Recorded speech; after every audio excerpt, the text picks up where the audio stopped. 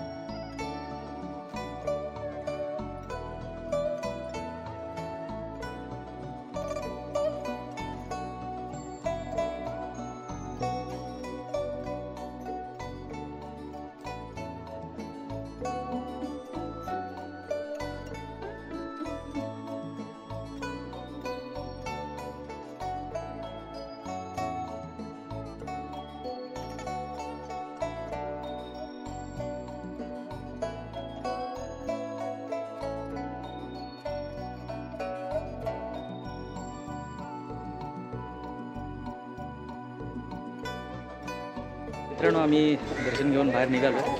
बाबासाहेब आंबेडकर यांना अभिवादन करून बाहेर निघालो। पाठीमागे बघू शकता तुम्ही, ही सगळी लोक बाहेर निघतात आहेत। आता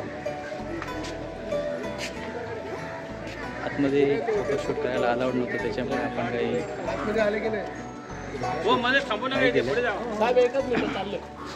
आणि आता आम्ही बाहेर पडतो। हा चैत्यभूमीचा सगळा परिसर आहे, पाठीमागे दिसतोय तुम्हाला।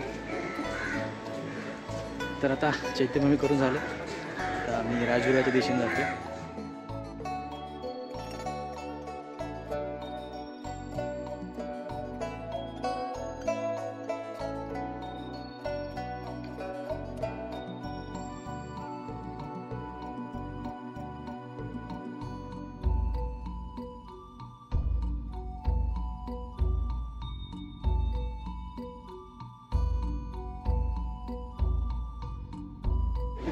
तर मित्रांनो, आता आम्ही चैत्यभूमीतून दादर हिंदू कॉलनीत आलो आहे, इथं आलो आहे। आणि इथेच डॉक्टर बाबासाहेब आंबेडकर जिथे राहायचे आणि तिथे संविधानाचे लेखन केलं आहे त्यांनी, आणि हे त्यांचं राहतं घर होतं, त्या ठिकाणी आलो आहे।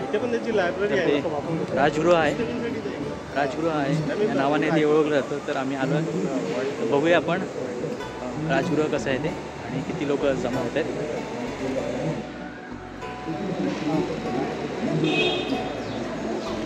हे पाहू शकता तुम्ही राजगृह, तिथेच डॉक्टर बाबासाहेब आंबेडकर यांनी संविधानाचं लेखन केलं आहे।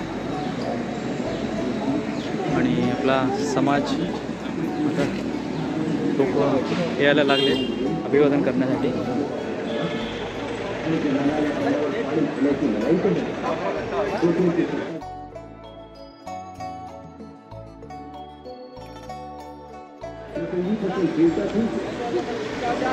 सुंदर अशी सजावट करण्यात आली आहे राजगृह या ठिकाणी।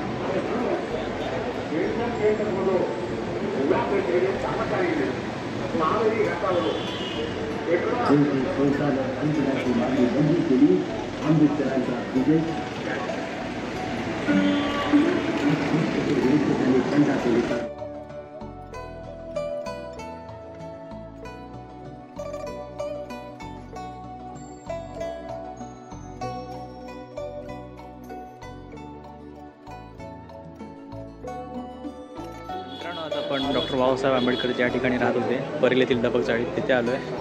आणि हीच ती बिल्डिंग आहे जिथे ते राहत होते, आणि इथे शाहू महाराजांनी बाबासाहेबांना भेटायला आले होते। तर आता आपण वरती जाऊन पाहूया। पाहू शकता त्यांचे इथे फोटो लावले आहे, आणि इथे रमाई यांचा फोटो आहे। तर आता आपण जाऊया वरती।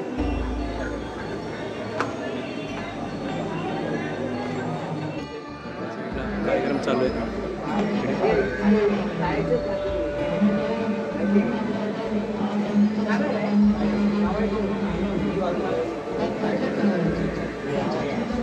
तर मित्रांनो, हीच ती रूम आहे जिथे डॉक्टर बाबासाहेब आंबेडकर राहिले होते।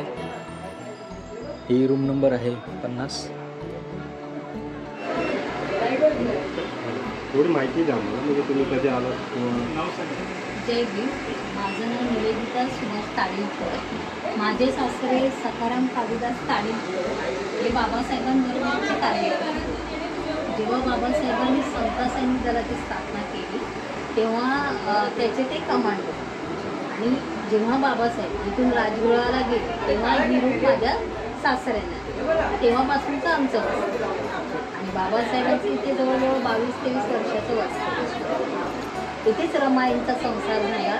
ही स्टडी रूम आहे त्यांची, आणि समोरची रूम जी 51 आहे ती त्यांचा स्वयंपाक. तिथेच शाहू महाराज पण त्यांना भेटायला आले. या खिडकीतून त्यांना हाक मारली होती शाहू महाराजांनी. असा म्हणजे इतिहास आहे आपला या घराचा. आपलं गाव माझं बोलाल तर माझ्या सासऱ्याचं गाव दापोली ताडी गाव आहे. हां, माझ्या वडिलांकडचं गुजरात आहे. धन्यवाद, तुम्ही आम्हाला ही माहिती दिल्याबद्दल. तुम्हाला शुभेच्छा. तुम्हाला एकदम चांगल्या घरामध्ये वास्तव्य मिळालं असंच आपल्याला माहिती द्या. धन्यवाद. आणि तुम्हाला पण डॉक्टर बाबासाहेब आंबेडकरच्या 133व्या जयंतीनिमित्त आम्हाला खूप खूप शुभेच्छा. आणि खूप चांगलं आम्हाला प्रोत्साहन दिलं तुम्ही. धन्यवाद तुमचं. धन्यवाद. तर मित्रांनो, आपण आधी 50 हा रूम नंबर पाहिला, जिथे डॉक्टर बाबासाहेब आंबेडकर यांची स्टडी रूम होती. आणि हा दुसरा रूम आहे 51 नंबर. तर इथे यांचं स्वयंपाकगृह होतं. तर आपण आता आतमध्ये जाऊन पाहूया, त्या कुटुंबाकडनं जरा थोडी माहिती घेऊया त्या संदर्भात.